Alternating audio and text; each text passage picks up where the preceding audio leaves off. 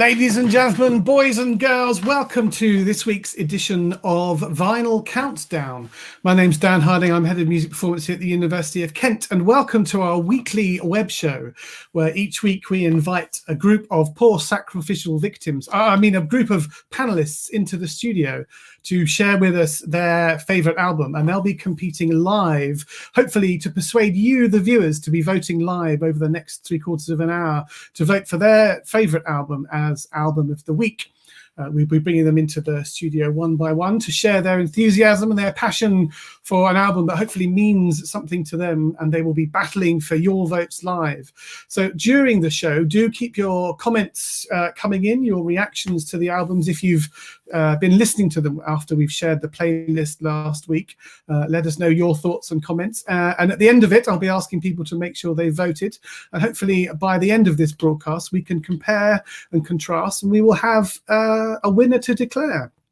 So let's meet this week's panelists. And first into the studio, please welcome all the way from Leeds, Ellie. Ellie, Hi. Welcome. Nice Hi. to see you. Thank you for joining us. So you're joining us all the way from home at Leeds, is that right? I am, yes, fair bit away from Canterbury. Yeah. And you're taking time out from the demands of your biosciences course to be with us this afternoon. I am, yes. Lucky you, you've got me all for this hour. Indeed. Well, thanks very much for coming, and delighted to see you. Next up, coming from, I have to remember, Woodford in Essex, is Felicity. Welcome, Felicity. Hiya. Nice to see you. And you're studying psychology, that's right, isn't it? Yep, I am. Just about. And you're taking an hour or so away from your books to join us this afternoon to enthuse about your favourite album. Yep, hopefully. Excellent. Good. Nice to see you. Thanks for coming. And finally into the studio as our panelist this week, welcome Harriet. Hi. Thanks for coming. So you're coming all the way from Wiltshire. Yeah. And you're here to enthuse us about your favourite album as well. So these are the 4 panelists who will be voting for your support for their favourite album. And our final guest in the studio, not competing for your votes, but here to provide pop punditry in her own inimitable style with her encyclopedic knowledge about pop music. Please welcome my colleague, Sophie. Hello. Welcome, Sophie. How are you? All right? Yeah, good. But that my extensive knowledge of pop music makes it sound like I had a really misspent youth. Well, I think those details will be for another show, perhaps. Yes, maybe not an afternoon one. The post watershed version featuring shining the spotlight on Sophie's misspent youth. Brilliant. Let's make a note of that for the future. So anyway, let's get on with the show. So first up into Speaker's Corner, please, Ellie, you have the floor. So this is your opportunity to enthuse us and the viewers watching to vote for your nominated album. So over to you. Tell us what you've chosen and why you've chosen it. Okay, so when Dan asked me to pick my favourite album, it actually took me ages to think what my album nomination was going to be. I could have picked so many different albums, from ABBA, The Seekers, maybe even a bit of Doris Day, which are all long-time favourites of mine. But I thought I would instead choose the album 50 Great Songs by Runrig, which I actually only discovered about a month ago. Before we start, I'd just like to apologise for nominating what seems to be the world's longest album. I've just forced everyone to just listen to 4 hours of Scottish rock. Apologies. But basically, the album itself is a compilation album from songs from lots of different albums across the years, sort of combined together. And I chose this album because I love so many of Runrig's songs that this was the only album where I could listen to all of those songs in sort of one place. I first heard Runrig play on TV. Basically, me and my mum finally let Dad, bless him, play one of his music programs one night that he'd recorded. So he chose to play a recording of Runrig's final concert in 2018 called The Last Dance. And I went up and I was looking at the songs they played, and I think about 47,000 fans attended this final concert. So when I was listening to the recording, I really listened and enjoyed all their songs. So afterwards, I went online and I found the 50 Great Songs album, which was released in 2010. And I became ever so slightly obsessed. And I've been playing Runrig constantly. I think my parents hate the band now, just the amount I've been playing it. Runrig itself is a Scottish Celtic rock band. It was formed in the 70s. And one of the reasons I love their music is purely just because of the variety. When I'm listening to the 50 Great Songs album, there's just so much mixture of sound. You've got folk rock and sort of some acoustic vibes, and then you've got Celtic rock, which includes Gaelic lyrics. And some of the songs have certain parts in Gaelic, and there's some songs which are fully in Gaelic. But I think the musicians in this group are so talented because even though as a listener, I don't necessarily understand the language itself, I think the way the music's been composed and put together, it makes you feel like as a listener, you do understand what they're trying to put across. You sort of do understand what the song's about. As a band, I think what they've accomplished as well is actually quite significant because they managed to bridge the gap between sort of the folk and Gaelic elements in Scottish traditional music with more of the rock elements that you would have heard in the pop charts at the time. And they sort of managed to merge these two together. And actually, I think they sort of realised that, well, I didn't realise that Scottish rock was even a genre at all. I didn't realise that was a thing. And now it sort of opened my eyes up to all these other genres of music that you haven't sort of quite come across yet. In terms of my favourite songs, I'd probably go with Stamping Ground and In Search of Angels. I really like the Stamping Ground because it flows really nicely between the Gaelic and English, and it's sort of constantly alternating between the two during the verses. I really like In Search of Angels because I think the lyrics themselves are actually quite powerful. In particular, the end of the chorus reads, "But I know that all's well with the world, don't worry anymore, another sun will rise." And I really like the song because I feel like I can relate to the lyrics, and I think they're actually quite relevant to the current situation, you know, to sort of not give up hope and every day is a new day. I'd probably say their most well-known song would probably be Loch Lomond, which actually became a bit of an anthem. It was played at loads of football and rugby games and at loads of weddings. So to sort of conclude, I think that Runrig's music has a real rousing and kind of togetherness effect, and to listen to some of the songs, they're actually quite emotive to listen to. So I just find it really relaxing and calming, and sort of it's a new genre of music, which I've been able to experience lately. So vote for Runrig. Fantastic, thank you. Yes, I have to say I was really glad that we put the playlist up last week. Because I think it's taken me most of the time in between then and now to get through your mammoth listening recommendation, which Sorry about that. if I didn't know Runrig before, I certainly do now. Yes. But yes, no, I agree. There's lots to enjoy on that album. So it was new for me. So thanks very much for introducing that and the lengthy 4-hour listening odyssey that I undertook in order to experience it. Great. So that was 50 million great songs by Runrig. 50 million listening hours. Yeah. So thank you, Ellie. So next up, let's give the floor to Harriet, coming live from Wiltshire. So Harriet, similarly, tell us the album that you've chosen, that's your favourite album, and why we should vote for it. So my favourite album, I would say, is A Fever You Can't Sweat Out by Panic! At the Disco. So this album was first released in 2005, but I don't think I heard it. I think it must have been 2009, 2010. I think I was about 9 or 10 probably. And I was first introduced to Panic! At the Disco by my family friends, similar ages to me. He's a bit older. And I remember him kind of saying, "Oh, you should really listen to this album. It's really good." And I was 9 or 10. I wasn't really interested in music, really. I was like, "What's going on?" I listened to it, and it was just that instant kind of oh, this is really kind of a fun album. A bit inappropriate maybe for a 9 or 10-year-old, given some of the lyrics.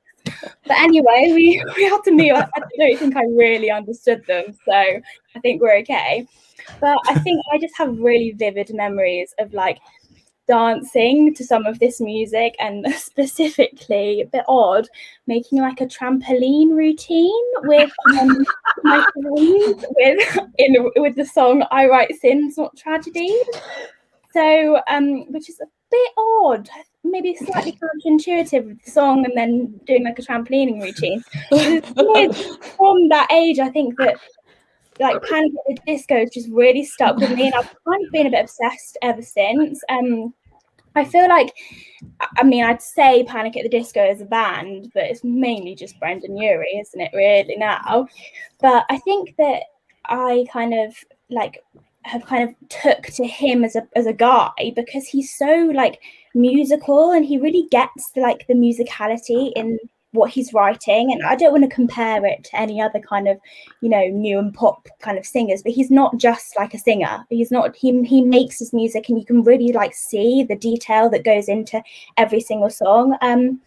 So like, for example, I think that it's, you know, the transitions between one song to another, like I have to listen to the album in order, because you can see that from the intro, because there's an intro and there's an intermission, like it's like the same, it starts like the next song starts with the same idea and the same theme as the previous song ended with. And I think specifically the song "But It's Better If You Do," and going on to "I Write Sins, Not Tragedies," there's a pizzicato, like cello pizzicato element of the previous song, which links so smoothly into "I Write Sins, Not Tragedies." And I think that it's that kind of thing, especially, which like made me kind of realize, oh, it's really, really clever, and I really love it. And there's a massive element of cello in this album specifically, and I think that's what made me really want to learn the cello. And I started learning the cello when I was 11 in year 7. I think that subconsciously this had a little bit of an effect on it, to be honest. I'd say that like the most popular song in this album is "I Write Sins, Not Tragedies." I think for like everyone will know it, regardless of whether you really know Panic at the Disco, because it's played at every single concert that they do.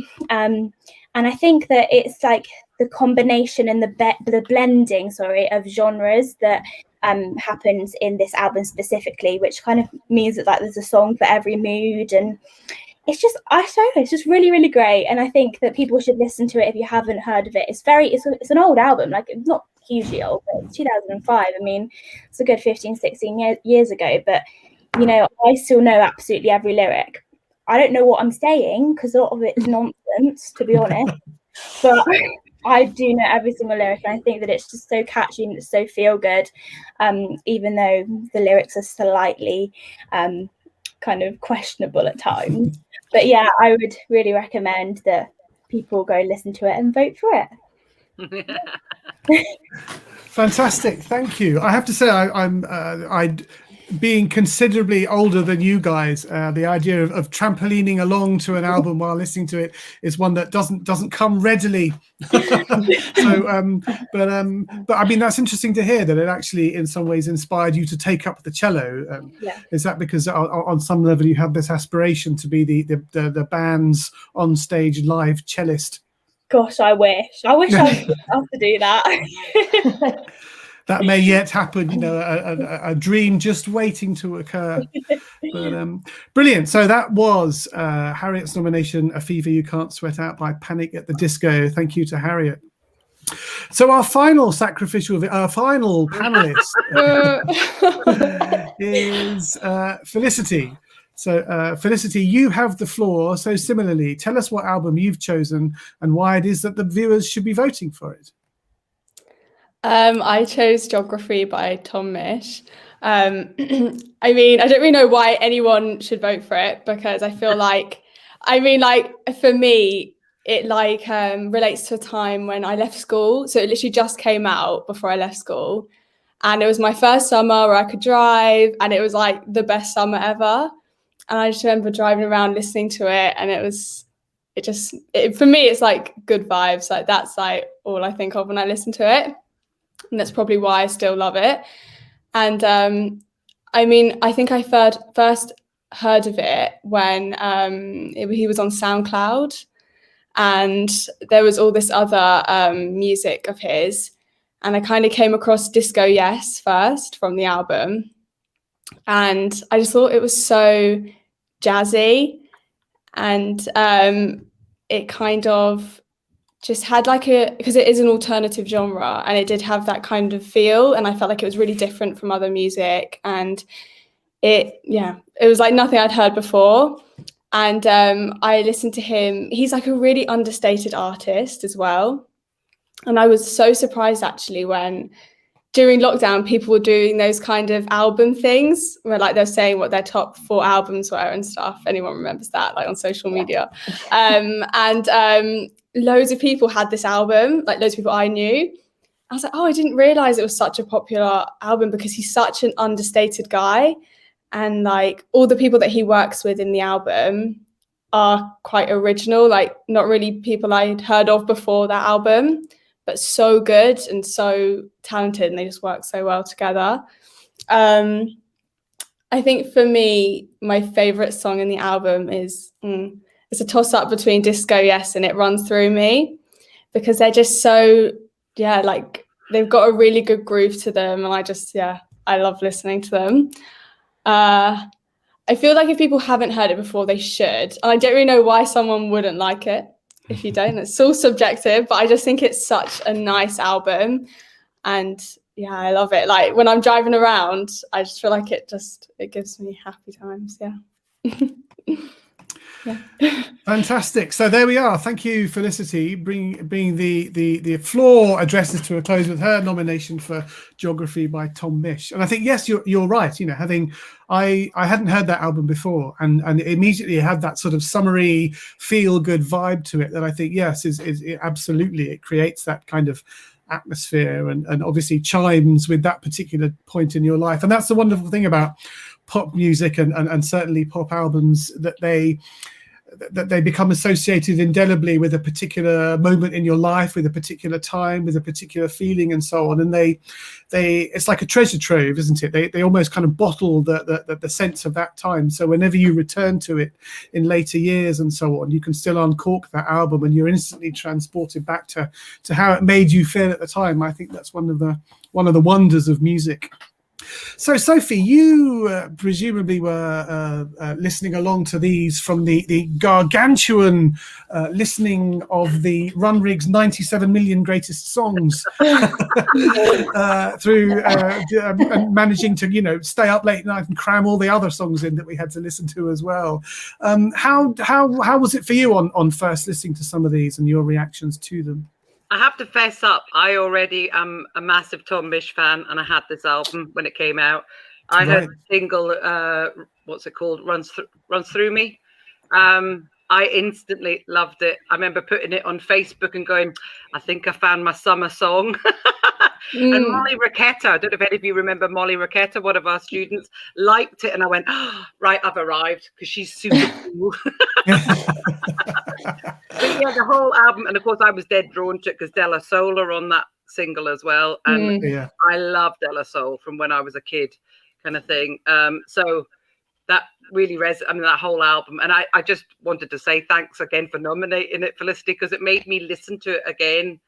And I just loved it all over again, and actually probably listened to it better because I was looking at the lyrics and that kind of thing. And he's such a consummate musician. The musicianship is extraordinary, and the writing. I mean, some of them are covers, which slightly disappointed me. I was like, no. But anyway, by people that I'd never heard of. Somebody called Patrick Wilson is one of them, because I really like I Knew a Boy. Is that what it's called? I Knew a Man? That one. But I just love that album, so thank you. Panic at the Disco, I didn't know at all. I mean, obviously I kind of was aware of them on the landscape, but I didn't know them. And this is going to sound so sad, but there was one of their other singles from another album called High Hopes. It's played sometimes in a Zumba class I do. And I thought it came from, because it sounds so big, I thought, oh, is that from The Greatest Showman or something like that? Because it's got that kind of grandiose kind of arc to the lyrics, and all that kind of thing. And so listening to this album, it's obviously his kind of style, isn't it? It's quasi musical, Do you know what I mean? And kind of quite broad like that, and the lyrics are like that. I really like the lyrics, and I love the way he uses them like a rhythm. I love it when composers or writers do that kind of thing, and they're very dark, actually, aren't they? He's obviously got problems with religion. There's a lot of mentions about Catholicism and stuff like that. I obviously Googled him and Wikipedia'd him, and he was in the he's a Mormon, you know, no longer, but was brought up a Mormon kind of thing. So he's obviously slightly fallen out with organized religion, but it's all very burlesque, isn't it? And then of course we start looking at pictures of him and he dresses like that, but it's really so clear in the sound and the pictures that he paints in the lyrics and stuff. Yeah, really enjoyed it. Super enjoyed it. And of course, Ellie, what can I say? Runrig. me and Dan were laughing about, what should we call it, Harbour Wall Rock? I know we mentioned this to you yesterday or the day before. And then I went, oh, should we call it Jock Rock? Yeah, I was going to say all my fellow Scots would absolutely kneecap me for that one. Yeah, I mean, what can I say? They're absolutely massive in Scotland. I mean, I remember them being wheeled out on Hogmanay when I was a kid on BBC Scotland, you know. It's just, so, I mean, yeah, they're great, aren't they? I mean, it's a long album, and it's hard to listen to because it doesn't have that arc or kind of one voice sound that you'll get in a single album. And so you're jumping about. And of course, if I knew them better, that I don't suppose that, like you do, it wouldn't particularly bother me, or I find that quite tiring. You're like, oh, what have we got now? And stuff. But it's interesting you saying you like the Stamping Ground, is it? Because that was the one I really liked. Because in Scotland, we obviously learned about all sorts of folk stuff and things. And that's to do with Walking the Tweed, because it sounds, do you know about this? They used to stamp the tweed like that, and they would sing these kind of Gaelic songs and stuff, and that's obviously what it's based on. It's dead clean. I immediately thought, oh, that's like those, yeah. And then, and sorry to disappoint you, but Loch Lomond isn't their song. Is it not? It's a famous folk song written by Rabbie Burns. Ah. And it's actually really sad because the chorus, when it says, you take the high road and I'll take the low road, and I'll be in Scotland before you, because the low road is when you're dead and your spirit gets home to Scotland before. And so it's to do with that kind of thing. So it's really massively famous. And that's why everybody sings along with it in the recording, because I'm afraid it's one of these ones you kind of, you learn it as a kid, you know, these good folk music in Scotland's really, really strong. I was dead surprised when I had a Welsh boyfriend for a while, and it's not the same in Wales. I was like, oh, what's a Welsh folk song? And he'd be like, oh, I don't know. I don't know what's it like in English. I mean, it's massive in Scotland, our folk song music. Yeah. No? I wouldn't say it's a thing as much. Isn't that strange? I had just assumed it would be massive everywhere in the British Isles. But anyway, that's what I thought. Was that a good summary? Yeah. It's very in depth. It was. I mean, I really enjoyed the Tom Misch album, because it felt, I mean, as you say, very understated. You know, it's everything's very kind of very accomplished and very tidy. You know, from the opening track is somebody reflecting on you know what it means to be an artist, and the idea is that you don't do it for money. And then, because a lot of the songs are very groove based, aren't they? And then it clicks into this very tight groove with a particularly, there's a bouncing snare as part of the drum track that makes it very striking. And I really liked the coolness that album exudes. You know, if that album was a person, I imagine it would be like Jude Law in what's that film? The Talented Mr. Ripley, you know, kind of looking at you over the sunglasses while being impossibly cool and leaning up against the side of a really cool sports car. It had that very, very kind of accomplished elegance to it that I think was really great. And yes, the working with De La Soul was a plus for me too. So it felt very slick, and I don't mean that in a derogatory way. Slick in a very tightly knit, really well produced thing. Panic at the Disco, Harriet's choice. I didn't know the album And I came to it and I thought, this reminds me of something I've heard before. And as I've said before, you know, a lot of my pop music listening and education now comes in the car when I listen to my son and my daughter's playlists going to and from school each day. And I realized that they did Death of a Bachelor, which we started listening to last summer. No, it can't have been last summer because there was no school, was there? Must have been the summer before. Time has no meaning in lockdown anymore. It's just elasticized and broken. Well, no, 2020 just went like that, didn't it? Exactly. In itself. Yeah. So, no, but yes, and I really liked Death of a Bachelor because it had that kind of sort of quasi big band swagger, didn't it? It was like a kind of modern Frank Sinatra or Harry Connick Jr. or something. It had that, as you say, you know, very showman-esque. And that's true of there's a track on the album similarly that has that kind of big band swagger. There's a good reason those tables are numbered. It does sound like one of those kind of contemporary big band numbers, and maybe anticipates Death of a Bachelor. I really enjoyed that. It's quite a as Sophie pointed out, yes, it's quite lyrically intense, isn't it? So there's lots of it's obviously an album with a statement, a message to get across. I think, you know, there's lots of lyrics compressed into a very short space of time and so on. So it took quite a lot of intense listening to it. But yes, again, I really enjoyed it. And I like that kind of sort of emo meets big band sound and so on. And I loved the structure of it, the fact that it had that intermission in the middle that takes you from one half of the album. It's very like going to a show, isn't it? And that intermission takes you from one side of the album into the next and then leads effortlessly into that second one. It's like the old days of vinyl, Dan, when you had to get it up, flip it over and listen to the other side. That's right. Yeah. The old days of having to flip the shellac so you actually sort of, you know, moved. That's good. There we are. We've coined the term, flipping the shellac. But when it comes to coining terms, we were talking about the Harbour Wall rock for the Runrig album that Ellie had chosen. You know, because there are several songs that mention, you know, sitting or standing and being at a harbour and watching the tide. I've become sitting on the dock of a bay almost, but I guess it's because harbours are very they're places associated with meaning, aren't they? It's where, you know, it offers shelter for people coming in from the sea. It's a point of departure and a point of arrival, and it's that sort of literal. In the sense of the shore, you know, the point where the sea and the land meet and humanity and so on. So I guess harbours are very significant sort of spaces and places, and that's something that's referenced in the song a lot, in the album a lot. You know, that sense of So we've coined Harbour Wall rock. So if you see that being used in music criticism, we coined it here first, didn't we, Sophie? That was our. But there's also quite a lot of references to water in general, isn't there? And that's a folk thing. And I suppose when you come from such a soggy country, you might as well enjoy it.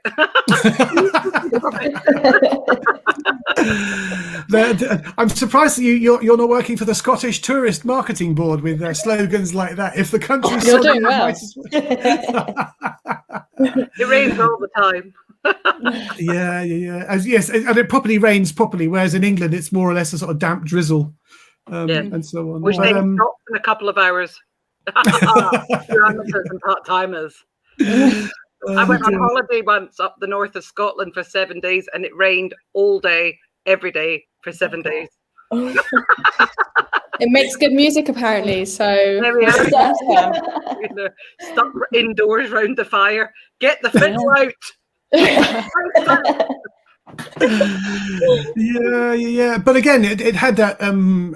I guess because of the sheer breadth of the album, it had that, you know, very kind of folksy element. There's lots of balladeering. There's lots of the kind of rock. There's lots of the Scottish traditional folk elements woven into it all. So it had there was quite a lot sort of across the course of the album. There was a lot of different musical things to enjoy. Is that something that you felt, Ellie, when you were listening to it? Yeah, definitely. I think for me is I can not necessarily get bored if I'm listening to sort of, because often with albums it's like the songs lead into each other, which often people quite like, but I quite like variety. So I quite listening to something and then the next song is just completely different. So for me, I look for that in an album, and that's something I really enjoy listening to, which is why I think I love this so much, because the variety in each song is just huge. So yeah. Yeah. And talking about album structure, that's definitely a thing, Harriet, for the Panic at the Disco one, which you talked about. You know, the fact that there is this thread running through it, and one song moves into the next, and there's obviously a clear concept. It's almost like a prog rock album, isn't there? This kind of unifying thread or unifying arc concept running through it that it's not just a collection of songs in no particular order. It means that there is a definite trajectory. And did you say that you actually had to listen to it in order when you're listening to it on Spotify? You can't just shuffle play. No. It's just, I think that it's like the complete opposite of what Ellie's just said, is that in this specific album, like, I get kind of like the appeal to having something completely different, but this is almost like a story, like one that I'm not completely sure of yet, but I feel like I'm going to be doing a bit more research about it. But like every song leads into the other, and it's kind of like a development of the previous song. And that the specific ideas in certain songs which you hear throughout the album. So it's not like it's like they're very much related and intertwined with each other, which I think is just really clever. So yeah. Yeah, and it's a very, I mean, the opening of the album is very bold, isn't it? You know, that first song, it really just kind of kicks the door open and says, "Right, I'm here." And did you say this was their debut album? Yeah. Yeah, so it's a very forceful way of announcing your presence on the musical scene, isn't it? It's very kind of brash and very forthright, and I think that's typical of much of the album. Behind all the kind of the intricacy of the wordplay, it's very, very direct and very forthright. But then it's the intermission which starts off. I seem to remember it starts off very kind of sort of dance synth pop, and then there's a sort of very intense classical piano thing as well. So there's a piano thing, yeah. Yeah, different stylistic elements going on throughout the album. Is that something that you sort of particularly enjoyed, those different things popping up throughout? Yeah, I think it's odd that you say that. It's because I'm not like, this is maybe a little bit of a weird comparison, but it's like in Bridgerton, it's a bit odd, but okay. they kind of like classify like pop music. Yeah. In like a lot of like the music throughout. I was listening to a playlist the other day about which is like, you know, Ariana Grande, you know, music in like orchestras and everything, like it's orchestrated basically. And I think that in that intermission specifically, it's like quite kind of it's not pop, but it's like synthesized kind of developed music in the first bit, and then it's like a complete different thing, like a different take on the same actual music, but it's like a very classical piano kind of, I don't know, like kind of flourish almost developed on the same bit. And I think it's that thing which is like, wow, that's so clever. Like I would never have thought to do that. It's like two different takes on the same thing, which I just think is really interesting. Yes, I mean that's that Bridgerton thing. I guess we've all noticed it. Is that particularly it sort of has that sort of late 19th century veneer, doesn't it, with the sort of parlor music and the string quartet playing elegantly in the background, and then 5 seconds later, you find yourself thinking, "Wait a minute, that's a hit by Ariana Grande or something, isn't it?" So it's that sort of that very postmodern way of taking something that's very contemporary and giving it that sort of sheen of classicism, so that you can put it in this is it or is it 19th century and so on. Yes, yeah. That's I haven't watched Bridgerton. Neither. Oh, you're missing out. I can sense another episode of Vinyl Countdown coming, where we compete for our favorite Netflix series. Yeah. I'd be good at that. Yeah, same. So is it a bit like the way Craig Armstrong does stuff like in Moulin Rouge, where he has the set pieces where they sing "Smells Like Teen Spirit" and that kind of? Is that what it's like? No. Yes, yeah, that's right. Yeah. So it's you take a pop song, don't you, and then you put it into a different genre, a bit like postmodern jukebox. I think is. Oh yeah. Has anyone come across that sort of way of really taking? Cool. Yeah, it's really clever, isn't it? Yeah. Very clever. There was we had a student band a few years ago, and we did a Charlie Tench. What was the one we did? All about the bass. That's right, all about that bass, like Mega Trainor, but done in that kind of very 1940s style and so on. So it was quite interesting. Yeah. So what did you the three panelists, how did you feel when you were listening to the other choices of the other candidates? Did you have any sort of striking reactions to them, or was there anything that you noticed while you were listening to it, apart from obviously thinking, well, my choice is far better? I'd say when I listened to Panic at the Disco, I actually went to see Panic at the Disco in concert. Oh. When was it? 2018, I think. So I went to Manchester and saw them in concert in Manchester, and like Brendan Urie is just incredible. So I think listening to the album just took me back to that concert. And actually I hadn't really listened to them since that concert, and I don't know why, because I love Panic at the Disco, and it sort of reminded me like, okay, I need to start listening to Brendan Urie again, because he's so talented. And I just remember at the concert when he sang Bohemian Rhapsody, and he literally sang a note higher than I could ever dream of hitting. And I was like, how is he actually making that sound? He's just You're a soprano. I know. He can sing really high, apparently. Yeah, his vocal range is it's crazy. He's so talented. I do think with Panic at the Disco, it's definitely like you either really love it or you're just not that keen. Because I think that Panic at the Disco is such a genre, and it's like, I know that sounds really deep and profound, but it's not trying to be, but I think it is quite a thing like on its own. I don't really think there's much else like it. I don't know, that's personally how I feel. I just feel like it's so edgy in a very, I don't know, it's just a bit odd at times, but good. Like people were drawn to it in that way. But, I feel like the newer albums are less kind of edgy, as you put it, Felicity. Like I think that especially the first, like the newest album, I'm actually not a massive fan of, because I think it's just like it's too pop for them. Like this is not right. It just doesn't feel right. If you listen to Pray for the Wicked, which is the new album, then you listen to A Fever You Can't Sweat Out, there's no comparison. Like they're completely different, and I just think that it's just I don't know. But anyway, about the albums which I've listened to, so I listened to Tom Misch, and I think, is it Lost in Paris? Is that I love that one. I was just cooking dinner last night, and I was just listening to it, and I was like just jamming along. I loved it. And isn't it written about it sounds like a love song, but it's actually written about a hard drive, is that right? I don't know. I thought it was a love song, but I thought it was, but then kind of going away and reading up about it, it turns out it's a love song to a hard drive that he lost while he was out in Paris that had songs recorded. Yeah, memory stick. Wow. It's a memory stick. I mean, that is a deep relationship. Have you ever lost a memory stick? I think like it is annoying. So hopefully that doesn't ruin the song, now that we've discovered it's not actually a sort of sophisticated Parisian ballad, but it's actually an ode to a memory stick. It's even more relatable now. I mean, now I get it. The other thing about that album, with that kind of summer feel and then that specific sound on that guitar, it really, this is going way back. Girls, you won't know what I'm talking about. But the Style Council first album, Paris Match, and that talks often about walking around Paris, and of course it just immediately put me back there. That came out when I was about 14, so that's a very very long time ago.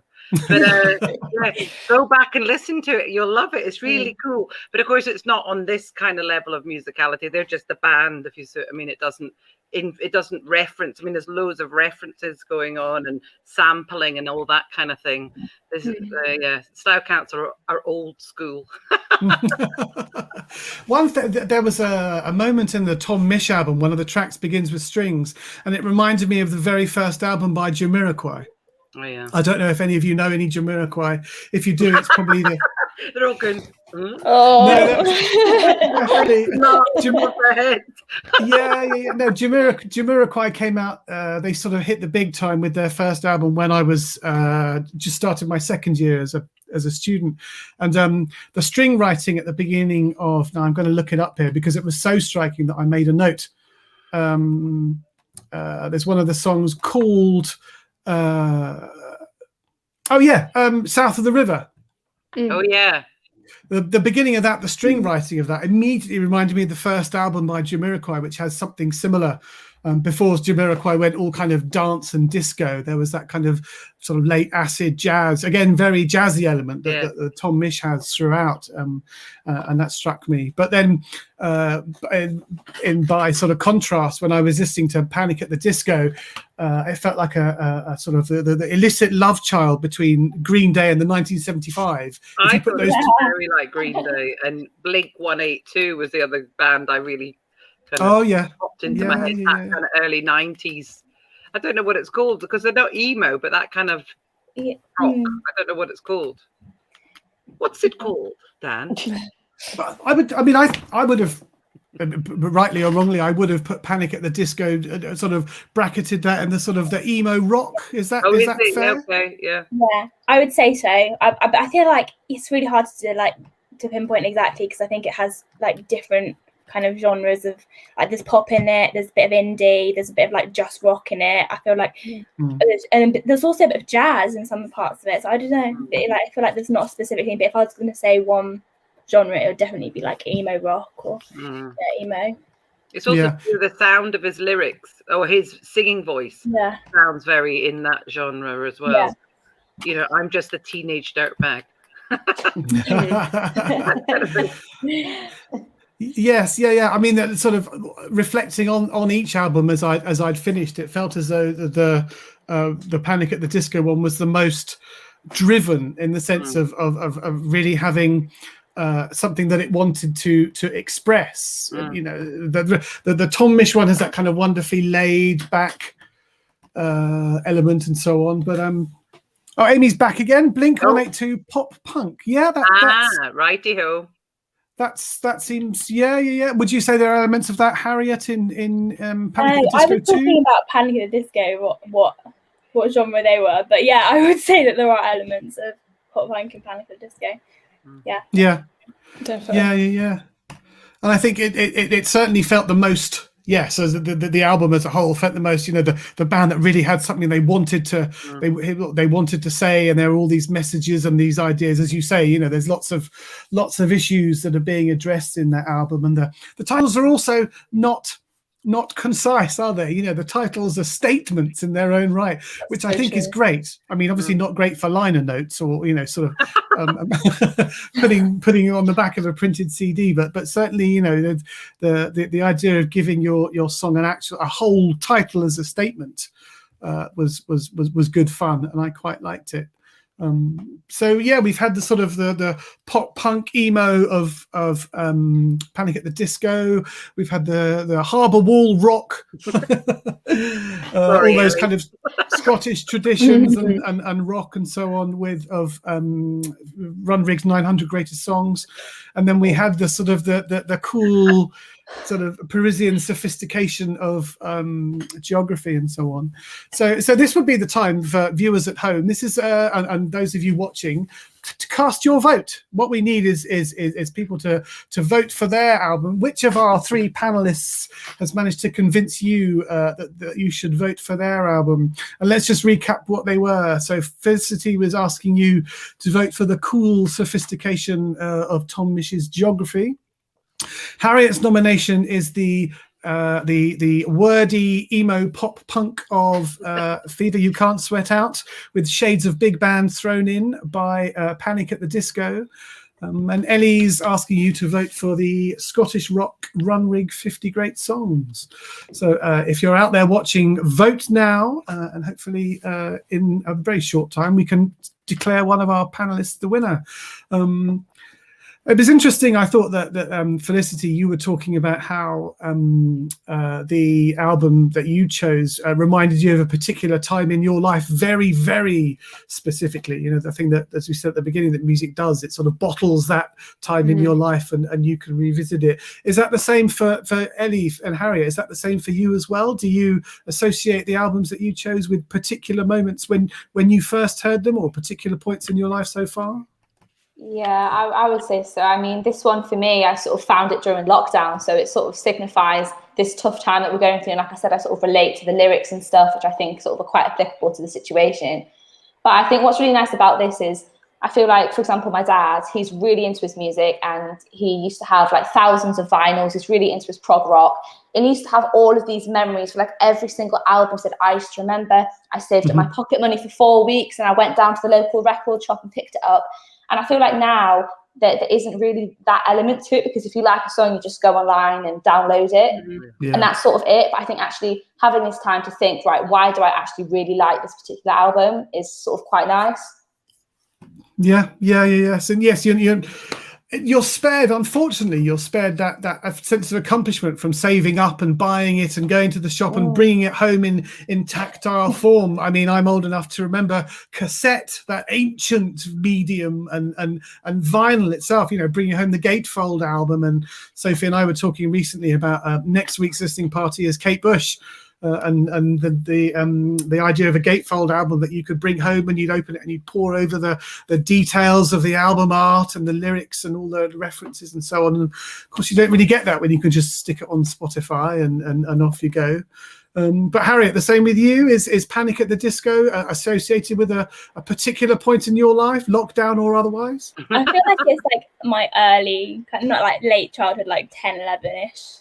That age kind of. I feel like it's just been like my whole kind of, I don't know, journeys of adult life. Like I feel like it's like they've been kind of prominent from age 10-ish till now. And I think that this, like as I previously said, like the first time I heard it and had those memories of my family friends like jumping on the trampoline and stuff, is like so vivid. That's definitely the image I'm going to take back away from today with me. I love that.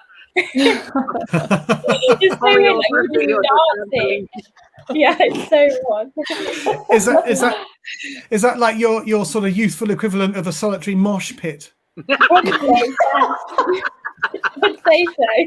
It's very pure. It's very sweet. It is. Brilliant. Oh dear. So next time we all come back into the studio, I'll expect you to bring photographs of childhood trampolining and mosh pit and summer of 2018 driving rounds listening to Tom Misch and your father's extensive vinyl collection. Ellie, you have to bring photographs of that as well. Yeah.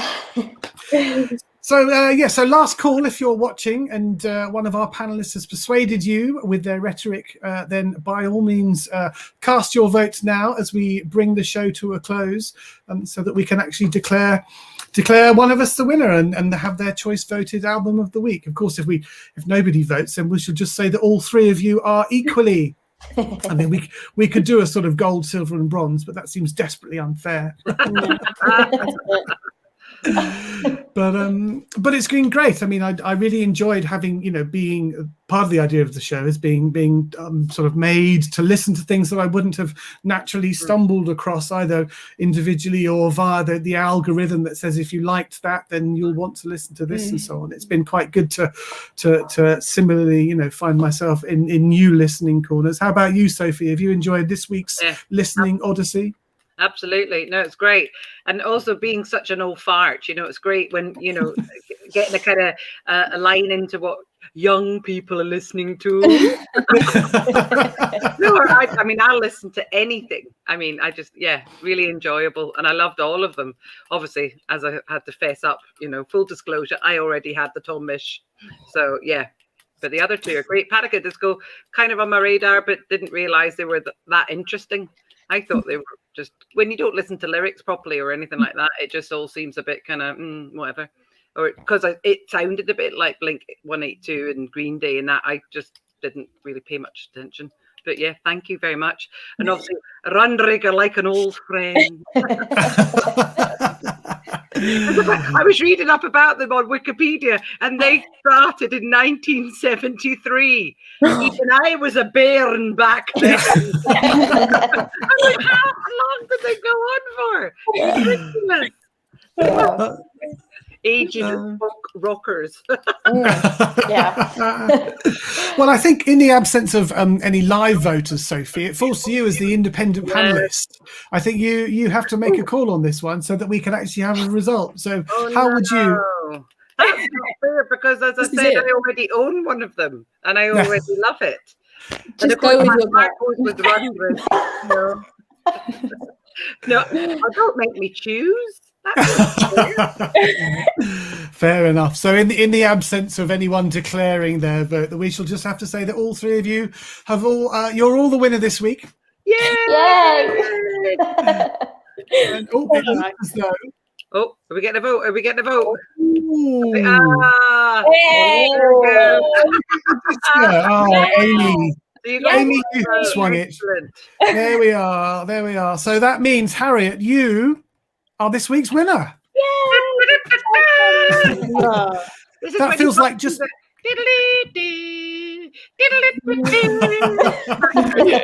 That feels like just, everyone was about to arrive at the ticker tape end at the same time, and you, thanks to Amy, you have just picked everyone at the post. Oh, yeah. Well, it was in the bag. But Amy's got my back. She's got my back. Yeah, I got it. That's loyalty. And to be fair, as Amy has said, it's a tough one. So her loyalties were divided between all of them. So, Amy, thank you very much for helping us find a winner this week. So that means this week's winner is Harriet with Panic at the Disco's "A Fever You Can't Sweat Out." So my thanks to this week's guests, to pop pundit Sophie, and to this week's panelists.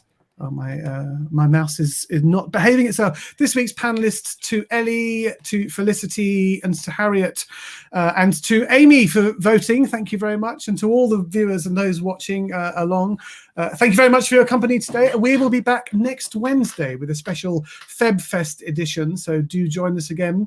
But meanwhile, congratulations to Harriet, who has just pipped everyone ever so slightly at the post with her nomination for this week. So until next week, thank you very much for watching.